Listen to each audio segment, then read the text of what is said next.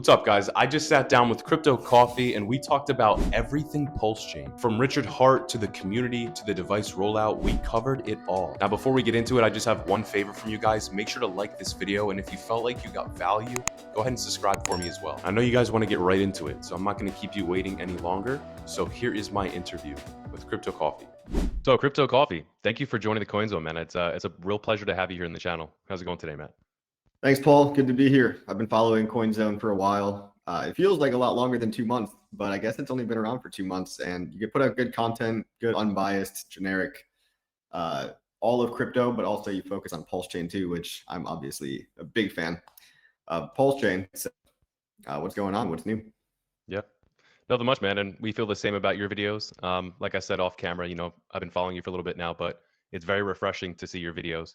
You kind of stay out of drama. You seem to be very even keeled. You're always positive. You bring a lot of value to PulseChain. So I started a brand new cup of coffee here just for this interview. Sort of pun intended, but very nice. There we go. Before we get into the weed of things, that's my first question. Why Crypto Coffee? Oh, back in the day, I started an e-commerce company that sold coffee in exchange for crypto, and it didn't go so well. I had giant crates of coffee in my house, unable to sell any. Well, I sold enough to break even, but learned the hard way that people don't really want to spend their crypto for goods and services. Maybe we are just now entering that era, but back in 2015, 2016, it was just a bad idea. Among many other failed business ideas or side hustles, I tried a lot of things. A lot of stuff didn't work. Eventually, Hex came along, and crypto investing in general just panned out. After surviving in the game for 10 years, that's why I say crypto is a game of attrition. But Crypto Coffee moniker was basically from an old side hustle. And I decided not to get rid of the name. When I was starting a YouTube channel, I was thinking about what could I possibly name it. Crypto Coffee, it's an alliteration. It's generic. It's not like Hex Coffee or PulseChain Coffee. So it's broad enough to reach, hopefully, a more mainstream crypto audience. But it feels like this whole PulseChain route that we've taken has really took off. It's taken on a life of its own. And obviously that's been a much more successful endeavor than trying to sell coffee online. Yeah, I could definitely resonate with that as well. I've had failed business ventures too, but it all led me here to crypto. And that's always the first question I ask people when I do interviews is, what got you into crypto? Was it Hex or PulseChain specifically, or was it, before they were around? Yeah, I was here well before Hex was even an idea in Richard's head. 2015 was when I really got financially exposed. I was working my day job and looking at crypto as a way to break out of the rat race because I hated the idea of being stuck in that 9-to-5 grind. There was nothing more terrifying to me than ending up like one of those senior managers, with the white collar type khakis and button up shirt. And, if you're into that, by all means, there's no right or wrong way to live your life. I was not cut out for the 9-to-5 grind, the rat race. I always felt like I wanted to do my own thing, live life on my own terms. And crypto does offer that it's not a get rich quick, it's a get rich slow scheme that's still faster than the 40-year retirement 401k scam that you're being sold to. So I never really fit in with cultural expectations. And I think that's what brings a lot of people to crypto. Something I always felt wrong about the cookie cutter aspect of the way we're all supposed to live and invest. And little by little in your 401k, and you work your 9-to-5 and you climb up the corporate ladder. But crypto is a place where people are movers and shakers and actually want to change the financial system. So the ideas behind it, the ideals of fixing the monetary system, it's a huge, grandiose idea. And you also happen to be able to get rich while doing this. So it was a big overlap of all my interests, freedom, finances, and also technology, and a big mix of all that economics. I mean, it's just a very fascinating subculture that right now is going mainstream. But I remember back in the day, Poloniex and all the vaporware, white paper, altcoins, reading through all these things and just throwing darts at the wall, hoping to catch a magical pump and doing everything wrong, trying day trading, trying leverage trading, and just messing up enough to the point where I learned that buying and holding is the only thing that works long term. There's Bitcoin, Ethereum, Hex, PulseChain, a lot of other coins. If they stand the test of time, they'll eventually end up higher than when they started, just due to the fact that it goes from 0 people knowing about it to a lot of people knowing about it, the particular coin that you're interested in. So I was basically just praying for a way to get out of the system. And crypto offered that avenue that I didn't see in traditional finance. I did the whole 401k thing. I did the whole diversified index fund, the safe, stable investing. But if you want the outsized rewards, you really have to take the outsized risk and treat crypto as an actual investment asset class, not just some little gambling sideshow. Some people treat it like sports betting or something that they don't take so seriously. But when you realize that it is the future of money, and if you can't see the difference where BlackRock is owning, 6-7% of all Bitcoin, and the public is still uncertain about it, or, gambling on meme coins, and they're not taking it as a serious investment class. It's like, look at where the world's heading. I don't know what else to say. ETFs are here. Countries, governments own most of the coins out there, and they're going to sell it back to the public when it's way higher. And a lot of the opportunity in these things like Bitcoin and Ethereum has already been squeezed out. So the newer stuff, like I have a lot of hope and faith in PulseChain because it's newer, hasn't been corporate captured, and it still is very grassroots. So that's kind of what I've stumbled into here after throwing a bunch of stuff at the wall just to see what sticks. I think PulseChain's hit that critical mass, and it's really evolved into this grassroots community that I could not have possibly imagined when it all started with Hex 5 years ago. Yeah. And you had a video you put out recently, I think it was a short, just talking about how messed up the world is, how the Black Rocks are starting to come in and starting to basically try to continue to keep that power and take back the decentralized aspect of a lot of this space and keep it for themselves. Is that one of the other things that drew you to PulseChain, as you said? You could talk a bit more about that. Why else PulseChain out of all these other altcoins, I guess? Yeah, well, you said it. I mean, the powers that be are infiltrating the same system that was designed to subvert them. Crypto was invented to get rid of the middlemen and to get around and create a parallel financial economy. Now we're cheering for our same slave masters that we were literally designing this system to get away from, because they're the only ones left to pump the bags of Bitcoin holders. Everyone's cheering for Michael Saylor and yay, BlackRock bought more Bitcoin. But they're leading people astray with advertising them to go buy paper Bitcoin. Hey, don't worry about holding private keys. Don't worry about any of your actual freedom. Just make a bunch of fees for us by trading this stuff all day long. Influencers feed people into leverage trading. I mean, exchanges do the same thing. So the boring stuff and it's not even that hard, but the slightly hard thing, which is holding your own private keys, is not what a lot of people want to do. But there is a right and a wrong way to do crypto, and that's a firm stance I've always taken. That if you don't hold your own keys in your own wallet, and if you're trading all day using leverage or centralized platforms, you are going to lose your money eventually. You're either going to lose it by trading, or the exchange is going to get hacked, or all kinds of things can go wrong in crypto. There's a million ways to lose all your money. Buying and holding in cold storage seems to be pretty effective for the people that are able to do it. It's one big marshmallow test. You could have 2 marshmallows later or 1 marshmallow now. And a lot of people still want to pick one now and not 2 later. So how do you feel about yield opportunities? And your name here is obviously Crypto Coffee, PLS, but then Hex Passive Income. Do you utilize any yielding opportunities on Pulse or Hex to generate more in the future, or is that too risky for you as well? Well, there's all kinds of ways, and all the different methods carry different risk profiles. With Hex, it's pretty low risk with a double, triple audited contract that's never been hacked in 5 years. The APY is much lower than it used to be, so it might not be so appealing. But think about the fact that the first couple of years of Hex, we're paying 20, 30, 40% APY for longer term stakes. So if you stake your Hex, the longer you stake it, the more APY you get. Now the APYs have become realistic, you could say. So a 1 year stake gets you like 2% ROI. 2 years gets you maybe 4 or 5%, and it gradually compounds up, very similar to a certificate of deposit at a bank, except that you own it. You actually know your own private keys, and you should be the only one that has access to your own money. You're not going to get shut off. You're not going to have to call customer service to withdraw more than $10,000.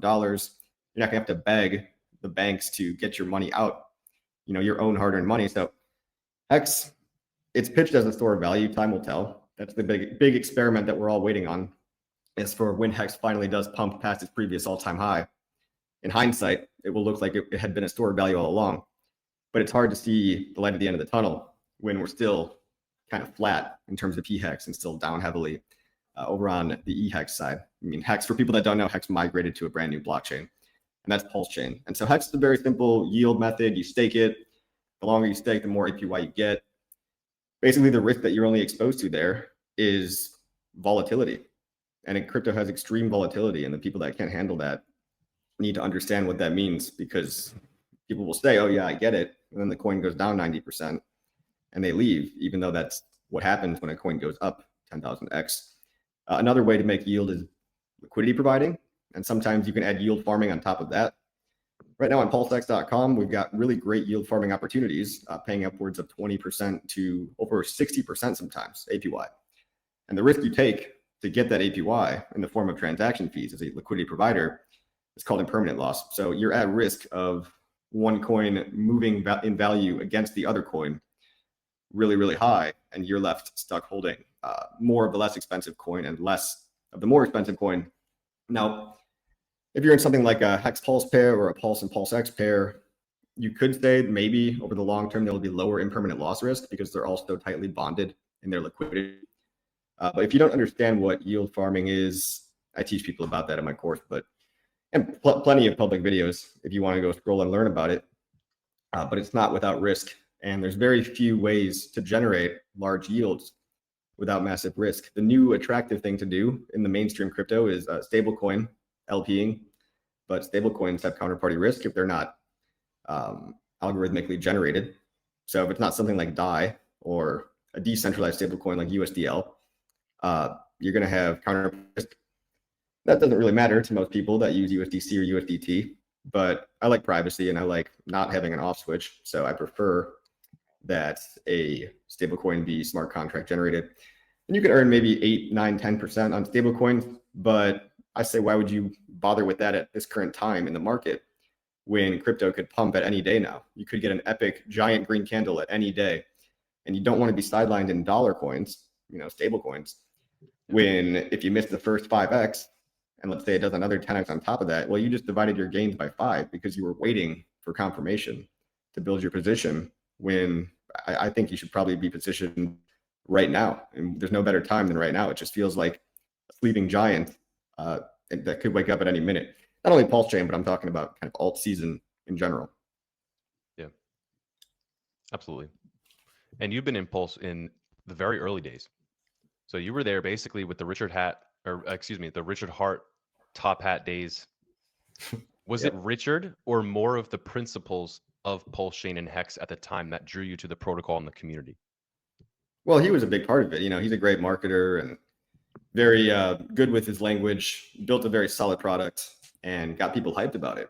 And he kind of gives away the playbook, if you can read between the lines, that he's very in favor of seeing his coins go up, right? So if you don't have faith, if you think he's just some scammer, then maybe Hex PulseChain is not for you.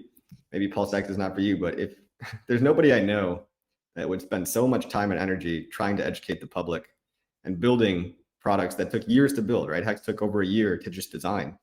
PulseChain took, I think, 2 years to actually get out the door and ship. So I'm not so sure of any scammer that would be public facing and spend 5 years building trust and rapport with his audience just to then sell for what? $10 million, right? When the guy's already rich, retired, a Bitcoin billionaire, it's rumored to be. Everyone's free to believe what they want to. But the truth of the matter is that most founders dump their own coins and are pitched as somehow their heroes. Richard Hart is villainized and has on-chain verifiably never dumped his Hex or PulseChain to hurt the price chart in any way. Charlie Lee sold all of his Litecoin. Vitalik Buterin, the Ethereum Foundation sells millions and millions of dollars of ETH all the time. They just sold $10,000 of ETH. And yes, people are angry at them, but they're not pitched as these villains. So it blows my mind that people want to villainize Richard Hart. I think just because he doesn't play the game. He doesn't wear the suit and tie. He doesn't have the LinkedIn profile. He wants to make a system, and he has made a system that actually has no off switch, where when you look under the hood of a lot of these other coins, a lot of these other networks, they either have a single centralized sequencer, as in the case of most layer 2s, which if that goes down, then the whole network goes down, or they've got just a very small minority of individuals. Take Solana for the example, where like most of the nodes, most of the processing computers that run the whole network are hosted by a single company.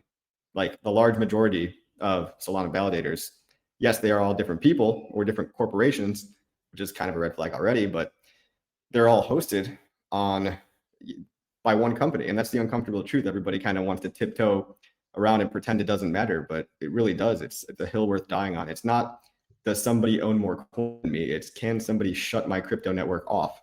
And with Ethereum, that's very hard to do. And because PulseChain's a clone of Ethereum, it's very hard to do. But a lot of other cryptocurrencies are decentralized in name only and not actually on the technological side. So let's stay there for a second. PulseChain is a fork of Ethereum, and it has an element of Binance Smart Chain in it as well. What problem is PulseChain looking to solve? I think the same problem that all of crypto is looking to solve: free, peer-to-peer, open, borderless digital money with a better system than the governments of infinite inflation, infinite devaluation, destruction of purchasing power.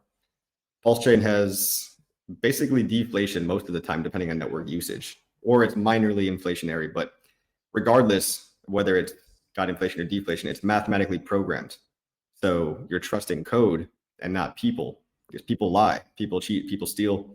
The Federal Reserve has been devalued. Like, your purchasing power of 10 years ago is way higher than it is today. $1,000 10 years ago could have bought a lot more than $1,000 can buy today. It's called inflation. That's called, destroying your purchasing power. Every country's doing this. So the mission of PulseChain is the mission of what crypto was intended to do in the first place. Just better rails for a better financial system. I can send anybody economic value anywhere in the world, in another country. It doesn't matter. No limits. Don't have to call my bank. Don't have to get tracked. I mean, there's privacy tools we could use now. They're optional, but you can use them.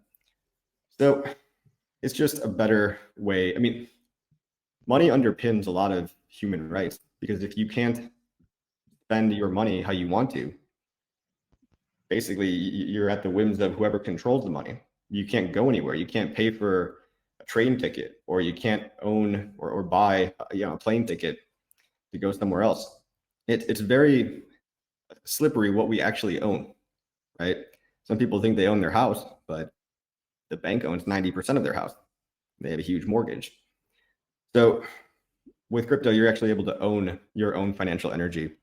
And I think that's a beautiful innovation that really gets overlooked. Yeah.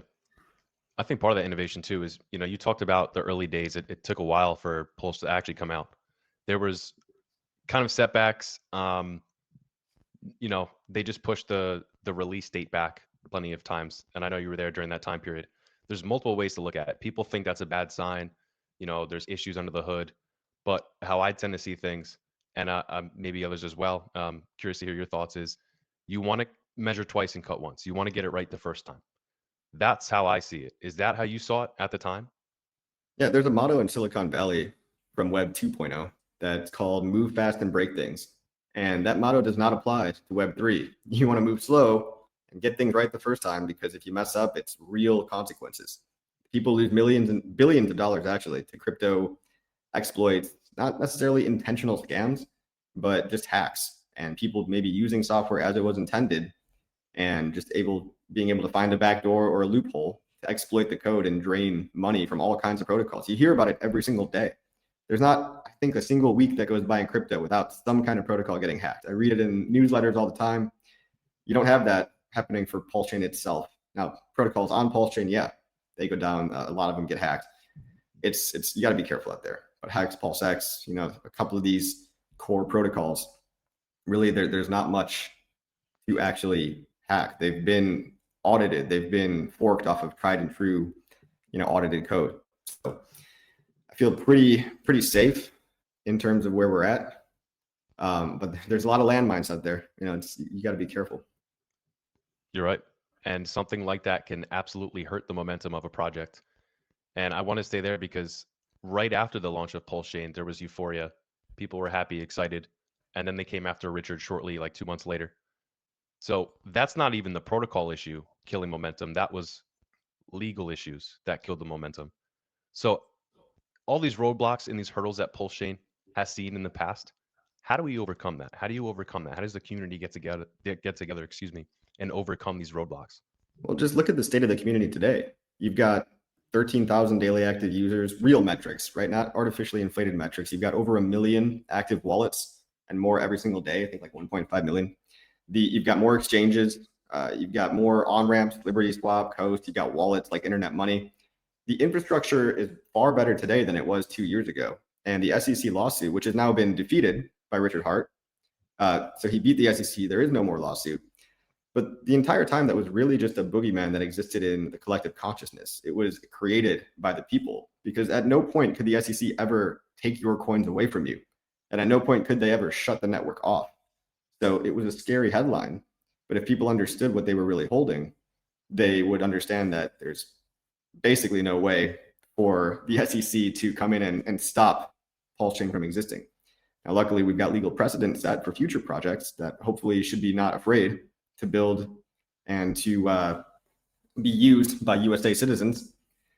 But if you look at where we're at today, I think that all things considered, we're doing better than we were 2 years ago. We have more protocols. We have more, anything that you can think of in crypto to build NFT platforms, different dexes, Uniswap V3 forks. Like PulseChain's got all the basic stuff built. So at this point, I don't think the answer is building any kind of magical app. Now, if somebody wants to create something new and truly innovative on PulseChain, it's the perfect place to do it. I would love to see that. I've got my eyes out for that all the time.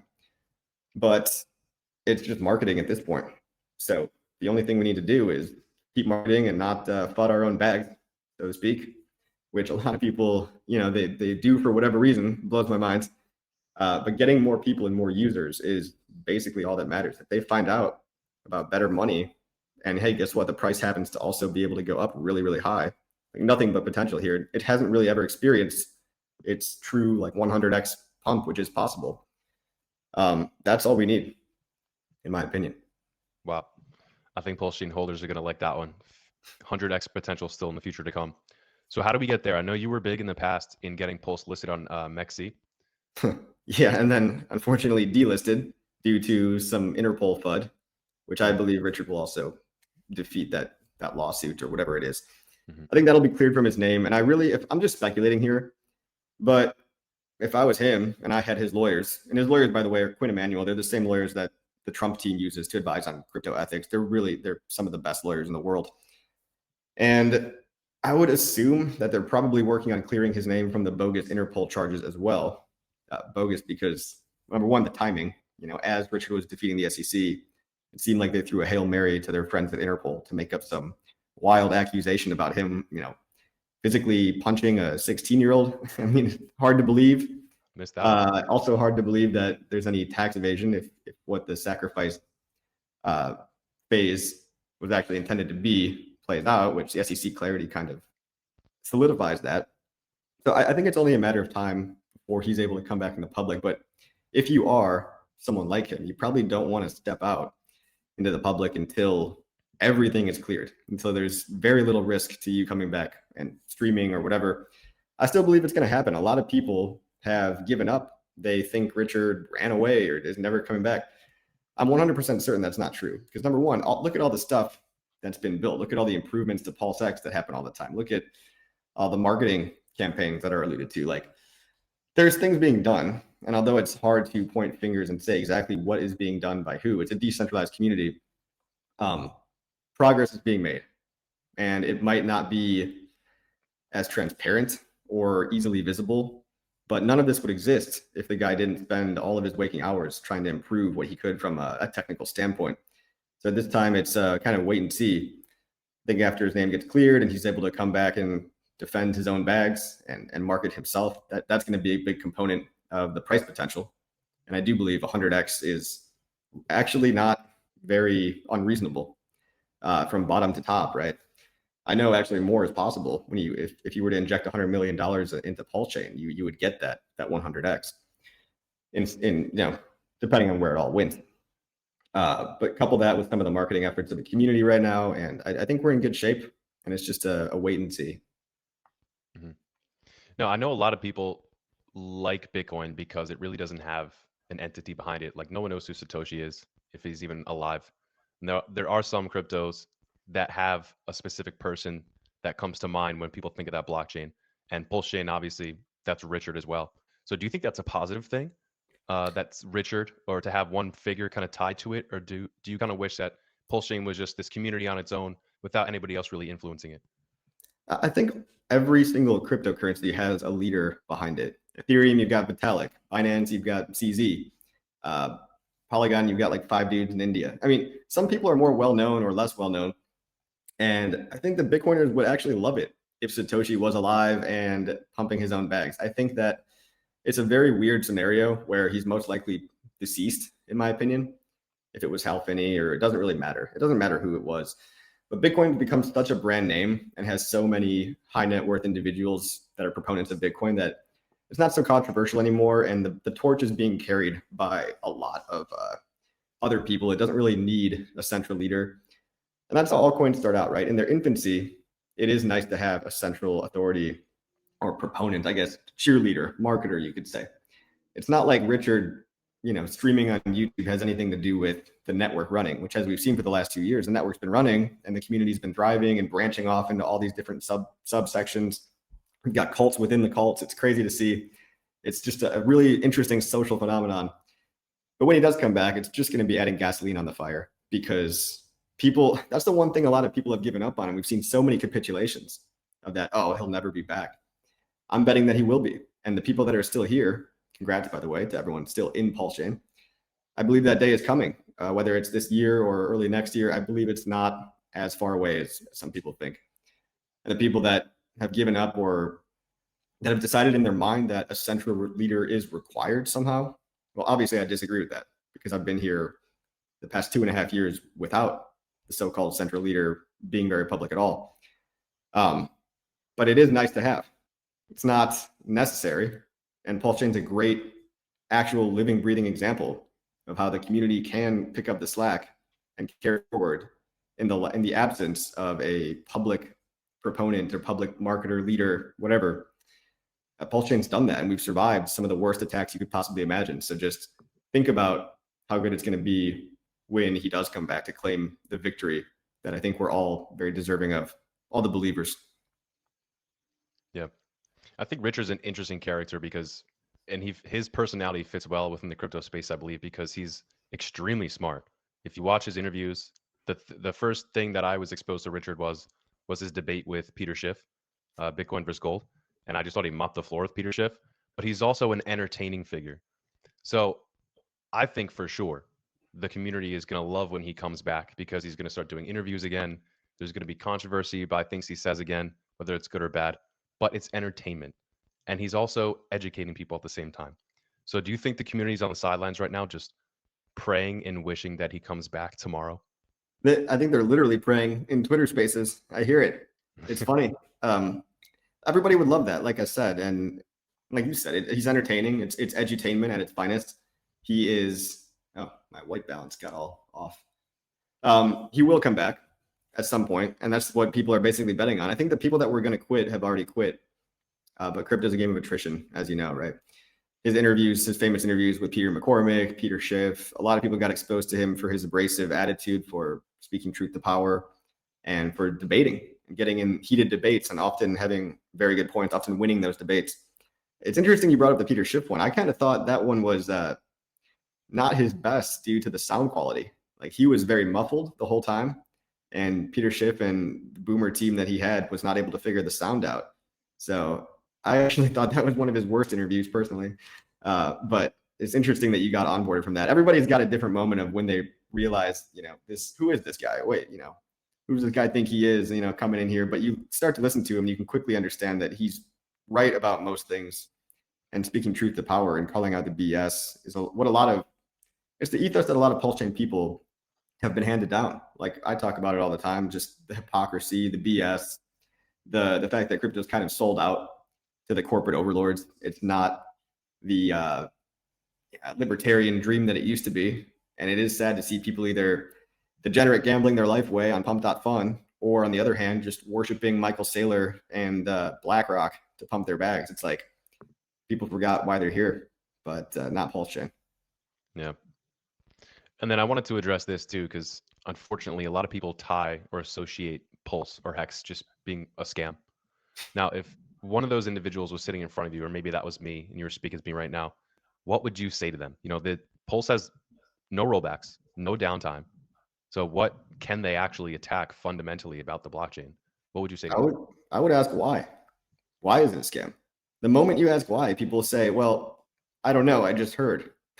Usually, the moment you ask why is PulseChain a scam, people can't really give you a good answer. I'm still looking for that good answer. I haven't heard anything worth even considering. Maybe he wore a Gucci tracksuit one time and it triggered you or something.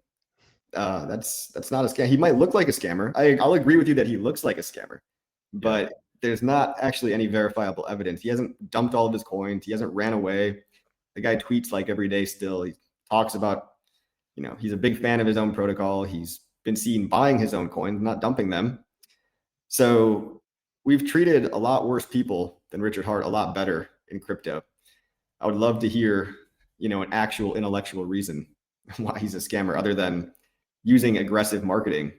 I mean, look, if you get Domino's pizza ad in the mail, is Domino's pizza a scam? No, it's called marketing. And I think a lot of people don't understand basic business strategies. Hmm. Yeah. So let's say there about the marketing aspect for a little bit too, because there's the device rollout happening. We'll talk about that in a little bit. But maybe right now the style of marketing that I think Richard kind of took under his wing that you kind of referenced with the Gucci tracksuit was kind of this outrage marketing, getting attention. Maybe for the wrong reasons. It's kind of like the Kanye type of approach. But there was this one video that went viral that I remember during the time that honestly put me off when he walked out of the store with a bag hanging out of his mouth, 2 bags here, 3 bags here. I think that's what gives people the notion of, oh, this guy just wants to make money. But once you dig in deeper, you realize he already had all that money, Yeah. and the protocol he created, it's hard to pick apart because there's not much there to actually pick apart. So if you could maybe dive a little bit deeper into these, for these anybody listening right now, why is PulseChain outside of Richard actually a well-built fundamental project? Okay. Yeah. I mean, Richard's always been a flamboyant guy. I think people do not realize that he was rich and retired before building PulseChain. He's doing this for legacy more so than money, probably money too, to some degree. But what he built was something that could live on whether or not he got hit by a bus tomorrow. So it's really just the whole premise of PulseChain, PulseX, and everything. It's not reinventing the wheel. It's just creating another parallel version of Ethereum that's, in my opinion, more free and open and untainted by the powers that be. A lot of the establishment in the system, like I said, the BlackRocks, the US government, the Chinese government, like people are issuing stablecoins, and that's great. The government wants to expand dollar dominance, so it's going to lead to the adoption of Ethereum as digital oil. But Ethereum has proven itself as a very successful platform for launching tokens and building digital finance, decentralized finance. But it's also got a very high number of validators, for example, owned by liquid staking derivatives. And it's got a lot of paper trading, and it's got a lot of, it's been out for 10 years. Okay. So PulseChain is like a fresh start. It's only 2 years old as opposed to Ethereum's 10 years old. And it gets to inherit all of the great aspects of Ethereum being a literal clone. And it also gets to wait and see and basically use Ethereum as its testnet. So one of the really cool things is PulseChain gets to look at the consensus client, like Prism, and the execution client, Geth, or whatever, Aragon. There's multiple. And it gets to see all the updates that get made and see them run in the wild and decide whether or not it wants to incorporate those new updates to Ethereum into the PulseChain network. So you're copying one of the most successful smart contract blockchain network, the digital oil, Ethereum. It's got the best developers, the best roadmap, it's got great, amazing price performance. PulseChain is a clone of that with Ethereum as its testnet. It's cheaper, faster to transact, and you've got this whole world's largest airdrop thing. That's kind of a marketing stunt as well. But really, it's just a sandbox, a fresh start, and a sandbox for people to build in that preserves the original ideals of crypto to the best that it can. So if you missed Ethereum, you might really like PulseChain. It's also got a lot more price potential, not only being newer, but having lower liquidity, lower number of people that know about it. So it's a second chance for a lot of people, not only for mad life-changing gains, but to build in an open and unrestricted environment. Mhm. And you mentioned Ethereum's roadmap. Could you talk about maybe a little bit about what PulseChain's roadmap looks like? I think a formalized roadmap would be antithetical to purely decentralized cryptocurrency. Everybody's got goals, right? And even Vitalik, he's only got a rough vision. I don't think he's ever laid out a formal, actual, we're going to do this, this, and this, because that would be making a lot of promises. And a roadmap should be subject to change and be flexible. PulseChain's roadmap is whatever Ethereum's roadmap is, minus all the bad stuff. So yeah, the classic fallacy of looking for a roadmap in crypto, I guess I was using roadmap in a more general sense. If people are looking for a specific set of features and launch dates, as if it's a Web2 platform, or this was kind of a 2017 era crypto thing, people would look at roadmaps as like potential reasons to buy the coin, when in reality it was just a bunch of hype and it was all buy the rumors, sell the news events every single time. So you don't want too specific of a roadmap. You want a rough idea of where we're heading. And right now, Vitalik, and I think Richard Hart too, I think they're both aligned on privacy being the next very important feature in multiple senses. Privacy on the layer 1 chain, privacy protocols like privacypools.com. Privacy needs to be baked in to the network itself. Sharding for scalability, these things that have been kind of talked about for years, they're coming up in future EIPs, Ethereum improvement proposals. And again, you want to take your time with that, because you don't want to just rush these features out the door and then get hacked and lose everyone's money. But these things like privacy and scalability and speed, they're all coming, and they're coming due to the fact that the entire world is choosing Ethereum. And if they're choosing Ethereum as their digital oil, when we're building these new digital cities, you could say, these financial systems, you want like a nice alternative, a nice backup option that's even more in line with the crypto ethos. And of course, as I already mentioned, newer, more price potential to pump. That's what people really care about too, right? Absolutely. So if Ethereum, as you mentioned, it's the biggest, most successful smart contract platform. They have all the eyes of the developers in the world. Now, PulseChain being a fork of that, does PulseChain need to entice another set of developers to build on PulseChain, or do they get to leverage all of that work done on Ethereum? Both, really. I mean, yes, we get to leverage Ethereum, like I was mentioning, we get to see what features get added and just update our consensus clients and all that stuff accordingly. But developers are more than welcome to build on PulseChain, and there's a pretty large developer community. Now, there's no grants, right? So we're not paying people to build stuff, but people do out of their own love and passion. And there's many Telegram channels like I'm either aware of or I'm in that have a bunch of builders that have been attracted to build on PulseChain, because it's kind of this pure, uncensored, censorship-resistant playground for them to build any kind of Solidity contracts that they might want to. It's only different than Ethereum, basically, in the chain ID and the total supply. So if you know Ethereum, if you build on Ethereum, you're more than welcome to come over to PulseChain too, deploy your idea. We've got forks of all the popular, Aave, GMX. We've got decentralized borrowing and lending, decentralized leverage trading. We've got decentralized balancer forks. So a lot of the popular stuff that is useful on Ethereum, we've already got iterations of that on PulseChain. But one of the cool things is like, it gives you a chance to not only test out new ideas, but to iterate on stuff that already works and bring it over to Pulse, and probably attract a very fanatic community if your thing is actually good and useful. Yep. So we talked about MEXC exchange and getting the adoption for PulseChain. Do we have to, or do you think it's necessary, or does PulseChain need to go on an exchange like a Coinbase or something like that to see that adoption, or is that not important to you?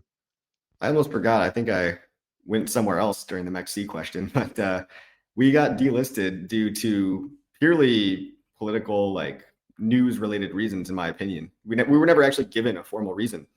But your founder getting on an Interpol red notice is probably not a good look. A lot of people think that somehow we need exchanges.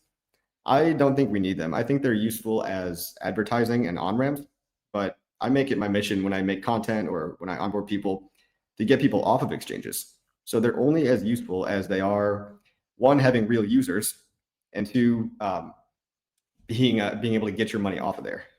And so a lot of times exchanges do KYC. So you have to dox yourself to the exchange just to get your own money out. MEXC is one of the better ones because they do have like I think it's a 2 BTC daily withdrawal limit, no KYC, which is pretty high. I mean, that's pretty good. And we would like to get listed back on MEXC, but we don't want to beg them or pay giant extortion fees of millions of dollars, which Coinbase and Kraken, a lot of these companies, Binance, They charge insane amounts of money to get listings. And a lot of times people think listings matter, but what happens is the coin gets listed and then it dumps because the team that just got some allocation of tokens for the listing dumps the crap out of them on the retail market that's now trading. So we want to go the other way. We want to get people from exchanges on chain, not get people on chain going to exchanges. We don't want that, which is why I don't think it's as important as people think. We were listed on MEXC for a few months. That didn't really make the price go up, did it? So it's the market has the price has a lot more to do with things like the business cycle and greater market forces and marketing in general than it does just simply getting exchange listings. It's not like you get some magical achievement unlocked and then your coin pumps, and people, the new way of thinking of exchange listing equals pump, it's a huge oversimplification. It doesn't work like that. In fact, it often works the opposite. It is nice to have, it's not a need to have, but it is nice to have for if an exchange actually does have users for an on-ramp only.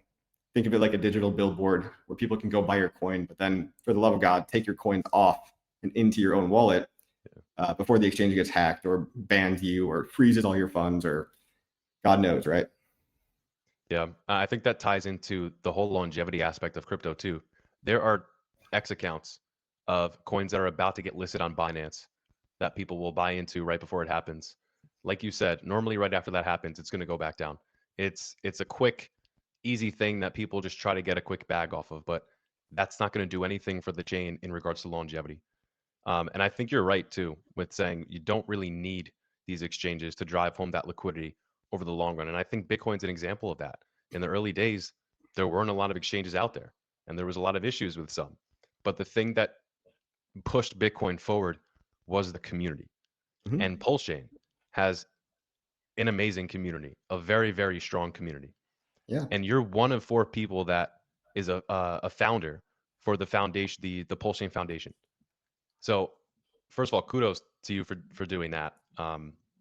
But how important do you think that is for the project and for the community as a whole?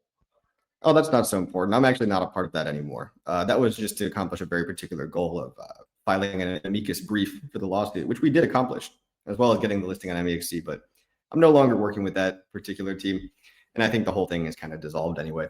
But I don't really know or care. But you're right. Exchanges, Bitcoin pumped the hardest when it had the least amount of exchanges, and it was because it had the lowest liquidity, and not a lot of people knew about it.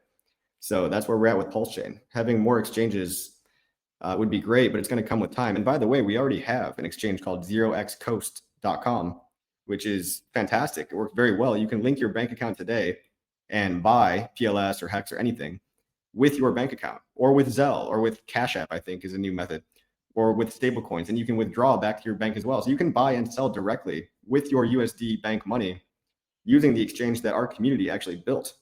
So that's a lot of the core ethos, right? If you want something done in PulseChain, you go do it yourself. And people have made fantastic on-ramps. LibertySwap.finance is another good one. You can go buy USDC almost anywhere these days and bridge that over to Pulse right away within less than 2 minutes. So these on-ramps like Coast, like LibertySwap, there's probably more coming. We build it ourselves a lot of times, and we don't need to beg and pay crazy extortion fees to places like Binance. But if they want to list it, great. They should list it out of their own. It would be a good business idea for them to list it, just due to the free publicity that they would get. I mean, the PulseChain community is crazy on Twitter, right? If you're an exchange and you want some publicity, listing PulseChain is a pretty good move, in my opinion. Yep. Now, I want to ask you some questions about stablecoins too, because I think the thing that you and I would say both agree with in regards to the principles of crypto is getting away from the TradFi system and not continuing to give power to those systems. I think stablecoins and Genius Act in a way kind of gives a little bit of control back to those people with USDC, USDT in a way with how it's tied to, you have to have a one-to-one in a bank somewhere. Mm-hmm. So that's a little sketchy. PulseChain, on the other hand, do you think you guys need any sort of a USDC on Pulse, or does that sound, not pun intended, repulsive to you? We've good one.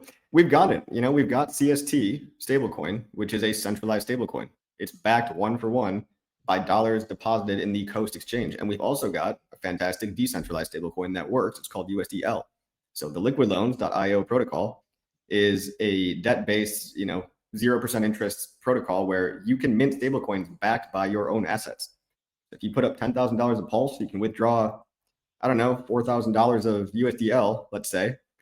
And obviously you have to maintain that risk, that balance. You have to watch and make sure the price of Pulse doesn't dip very low and liquidate you. But it's we have a decentralized stable. We actually have 4 decentralized stablecoins similar to liquid loans. We've got like 3 other variations, and we've got CST stablecoin, which is kind of, you could say USDT is to CST as like DAI is to USDL, which might be a complicated analogy for people that aren't in crypto. Basically, we've got 5 stablecoins native to PulseChain, 1 centralized, 4 decentralized. That's pretty good. It's really just a matter of getting people to use them, right? They're really as useful as people that know about them. So what are the protocols? Flex. If you want the URLs, just go to liquidloans.io or go to powercity.io, and you can actually mint these stablecoins with your own assets. Just make sure you read about it and understand the redemption mechanism. But the more people that use it, it's kind of like the Liquidity protocol over on Ethereum. There's a protocol called Liquidity, like liquid, but with a TY. And you can mint your own stablecoin there, backed by Ethereum. There's also the DAI, well, now it's SUSD, right? Spark.fi. There's decentralized stablecoins as well that are asset backed by the user in smart contracts that don't actually have a middleman either. So if someone was going to buy Pulse right now, you've talked about on the past issues with, I guess, verifying addresses on Ledger using Rabby Wallet over something like MetaMask. So if anyone was going to go out there after watching this interview and buy Pulse, how do you recommend they hold it or get in and, cold storage wise? Sure. I would say if you really just want the quick and dirty way, go buy some USDC in your MetaMask wallet. There's all kinds of, you open your MetaMask, there's a buy and sell button. You buy USDC on the base network. You go to the in-app MetaMask browser, you go to libertyswap.finance, and literally the main video on my YouTube channel walks you through all this. You swap that USDC that you just bought for Pulse. You buy some Pulse, and the limits are like, I think $15,000 at a time, and you could just do it as many times as you want. So if you wanted to do this 30 times in a day, there's nothing stopping you. So you can get on that way. Now, if you're an individual, like a more high net worth person, or if you're just a business entity, I would say go make an account at Coast, and you could link your EIN, or you could link your personal account. And there's no limits if you wire transfer as much as you want. Your only limits are on your bank, right?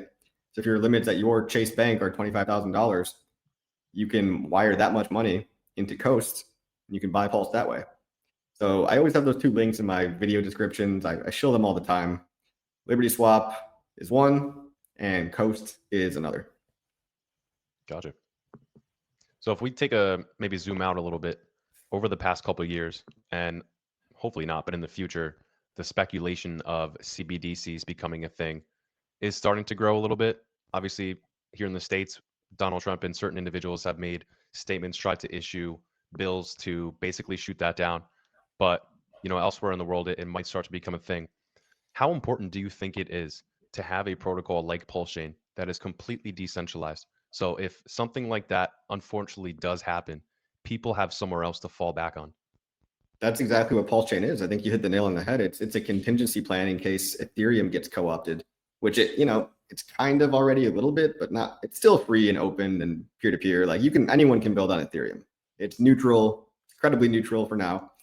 But PulseChain will be that backup plan. And like you said, CBDCs, they're kind of already here. Like USDC is managed by a centralized entity. They report to FinCEN. I'm sure the NSA is tracking it. Like any 3-letter alphabet agency can get a hold of any USDC user pretty quickly and freeze their funds if they want to.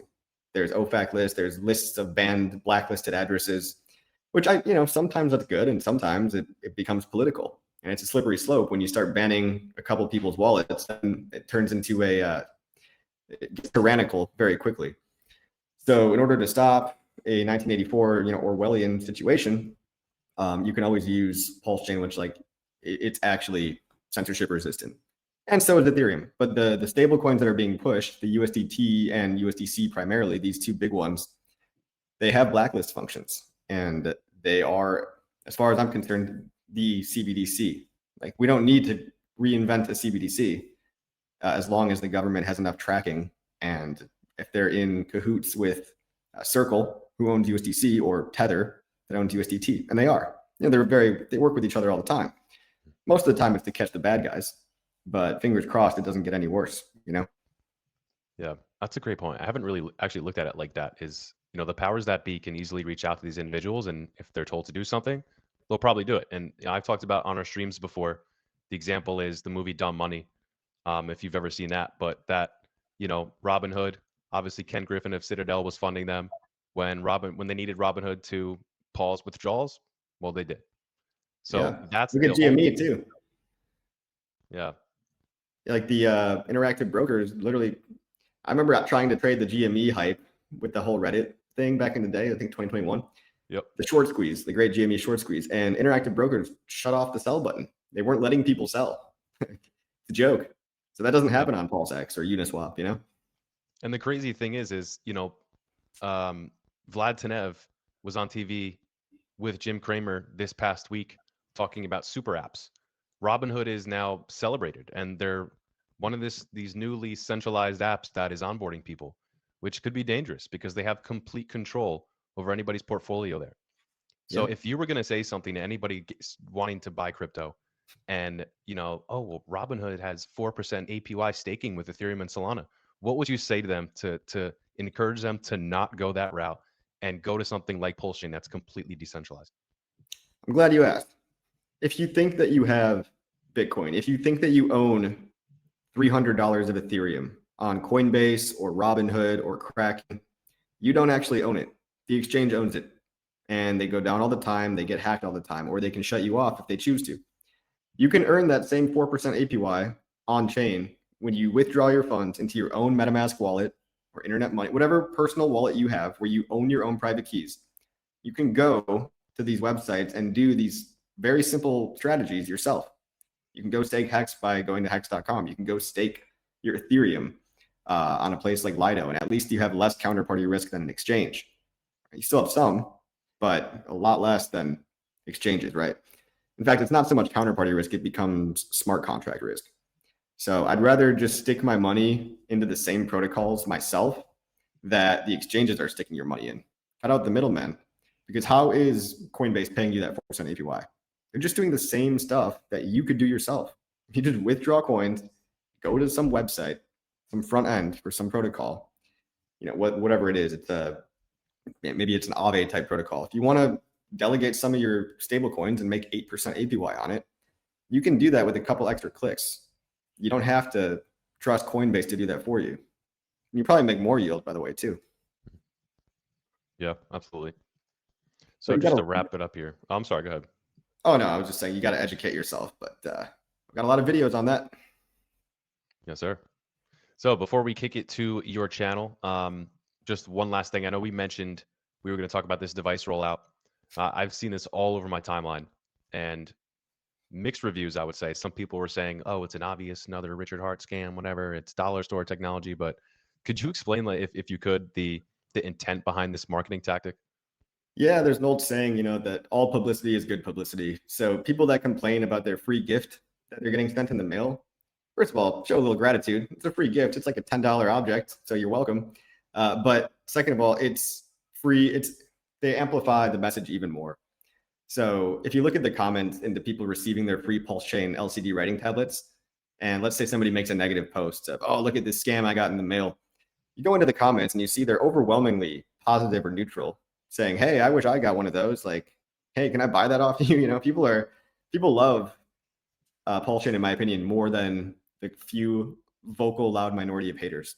I think there's a lot more of the smaller guys that actually love it, that you need to just dig in a little bit and not read the headlines or not read, one influencer's negative opinion, and just look at the community that forms underneath that opinion that says, hey, that's actually pretty cool. It's kind of a good idea, right? It's kind of like a postcard on steroids. So yes, there's a big marketing campaign in effect. We've got tens of thousands of units out at this point in time, and many, many more to come. That's all I can really say. I can't get too specific, but what people are underestimating about this campaign is that, number one, it's all charity based, it's all volunteer based, and we've got tons of volunteers because the community is real, We're not bots, we're real people. And it's been really beautiful to see them come together around this mission and just volunteer to do labeling or whatever. But we've got, people don't realize the scope. People don't realize the magnitude. And it's not a simple one and done. It's going to be gradual over time. And we're sending out free gifts to educate blockchain literacy awareness for open source software to the entire USA and possibly also other countries. I mean, I have a strong feeling you might start seeing these in the UK, Australia, Canada, other places. Crypto is a global thing, so why stop there? Very excited about that. And that might coincide with Ethereum pumping and the Fed lowering rates. And who knows, maybe Richard comes back and streams and pumps the bags a little, lights that spark. It's all going to make sense in the next 6 or 12 months here. Gotcha. So I don't want to ask a price prediction, but since you mentioned the Fed's cutting the rates this next 6 to 12 months, what do you think the ceiling is, or what do you think could happen over the next 6 to 12 months? Well, I mean, macro, you've got the Fed finally lowering rates for the first time in 9 months. You've got Ethereum inflows to the ETFs actually exceeding Bitcoin inflows for the first time in record numbers. You've got Tom Lee and a lot of the mainstream Ethereum treasury companies are getting a lot more publicity, kind of like the Bitcoin treasury companies were doing earlier in 2024, right? 2024 was Bitcoin's year, but now it's the rotation into Ethereum. People are waking up to the fact that Ethereum is the substrate for all of the actual innovations. Bitcoin technologically is kind of archaic. As far as I'm concerned, it is outdated technology and people do not want to hear that. But it's time for the big rotation into Ethereum, which is less liquid, more useful. It's digital oil.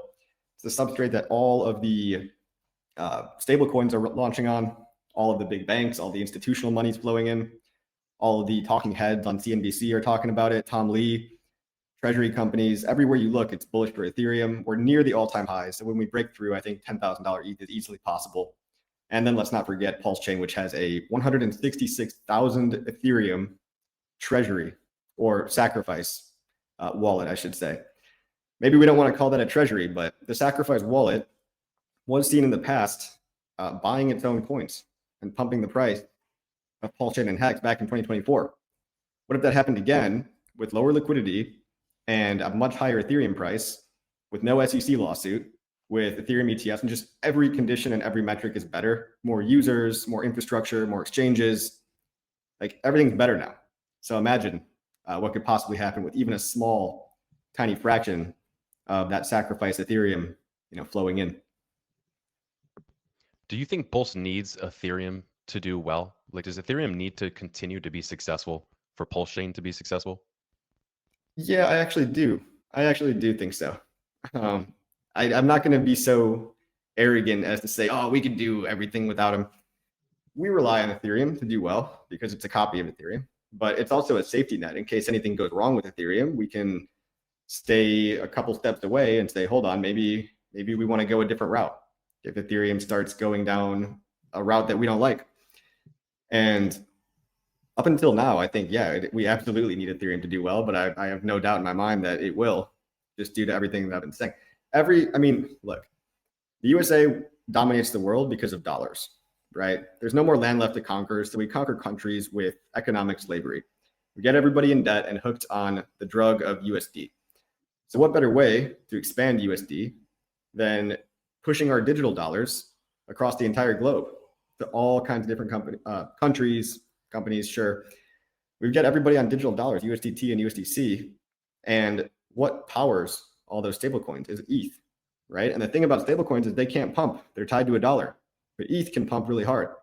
So if ETH pumps, PulseChain will pump, and the typical rotation of Bitcoin to Ethereum to altcoins might finally happen, even though it's taken a lot longer than people liked. This cycle might be a little more less diminishing in amplitude and maybe stretched out over a longer time, but it's still going to happen. History does rhyme. That's a good point. And there was that Russian guy who spoke recently, I think earlier on in the week, who had mentioned his opinions on what America is doing with the debt and with stable coins. Do you know what I'm referencing? Did you end up seeing that video? Putin? It wasn't Putin. I think it was an advisor to Putin. Oh. But he had warned, saying that the United States is basically putting their debt on the blockchain, and they're basically at the detriment of the entire world, going to do something with their debt, and to be wary of it. But I think Well, that's just that's a good yeah. Go point. ahead. You know, you see tokenized treasuries getting really big, Ondo, and a lot of people are pushing for these tokenized treasuries. Treasuries are just US debt. So yeah, pushing people into buying all the debt because it's a new hot new crypto coin. Maybe that's an outlet to pay it off. Yeah. Didn't Trump actually say verbatim at one point? I think he said we'll pay off the debt with crypto. Yeah. Maybe we'll hand him a little crypto check. Yeah. Yeah. See, I mean, it's not that much of a conspiracy. It's kind of like they're giving you the playbook. Yeah. That's exactly it.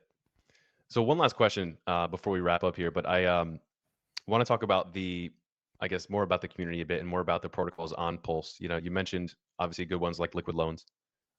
Is there anything else maybe that you've used in the past or you kind of see in the community kind of picking up a little steam?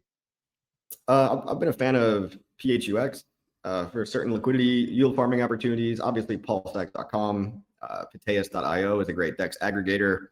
If you like V3, you can go to 9inch.io for you can swap V3 positions, or 9mm.io.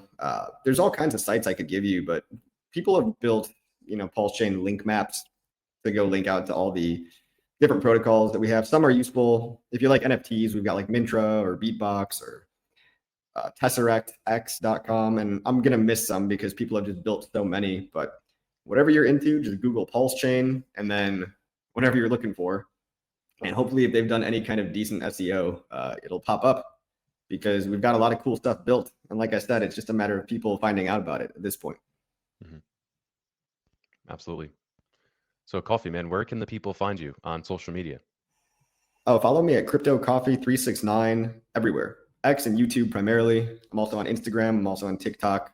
I make a lot of short form content, doing a lot behind the scenes and hoping to get back to streaming and more longer form content very, very soon. And thank you for having me, Paul. This is awesome. CoinZone is great. Go like and subscribe to CoinZone. Yeah, absolutely. Anytime you want to hop on one of our live streams, man, just let me know. I'd be happy to have you. Yeah. Absolutely. And guys watching, go follow Crypto Coffee. Appreciate you for coming on, Matt. I had a real good time talking to you. Anything else you want to tell the crowd before we head out? Nah, dude. Thanks for having me. Sweet. Absolutely, man. Thank you.